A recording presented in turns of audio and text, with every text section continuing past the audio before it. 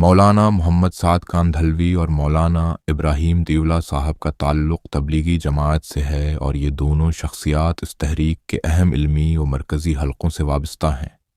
Gel में उनका मुख्तसर तारुफ़ पेश है। मौलाना मोहम्मद साद कांधलवी मौलाना मोहम्मद साद साहब तबलीगी जमात के मरकज़ बस्ती निज़ामुद्दीन दहली के मौजूदा सरपरस्त और ज़िम्मेदार हैं। आप तबलीगी जमात के बानी हज़रत मौलाना मोहम्मद इलियास कांधलवी के पूते और मौलाना मोहम्मद हारून के साहबजादे हैं। आपने निज़ामुद्दीन के मदरसा काशिफुल उलूम से दीनी तालीम मुकम्मल की। आप तवील अरसे से बस्ती निज़ामुद्दीन के मरकज़ी काम को देख रहे हैं और दुनिया भर में तबलीगी जमात के इज्तिमाआत और सरगर्मियों की निगरानी करते हैं।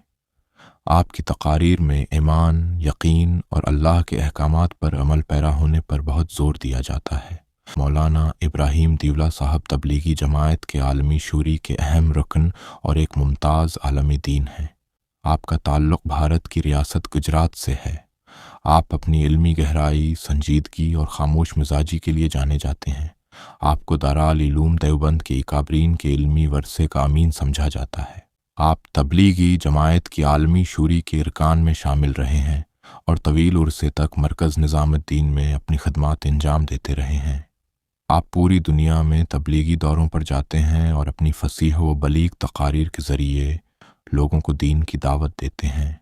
आपकी गुफ्तगू में शरीयत और संत की इत्तबा पर ख़ास तवज्जो होती है और आपको तबलीगी जमात के हलक़ों में एक इंतहाई मुहतरम और मुतवाज़िन शख्सियत माना जाता है।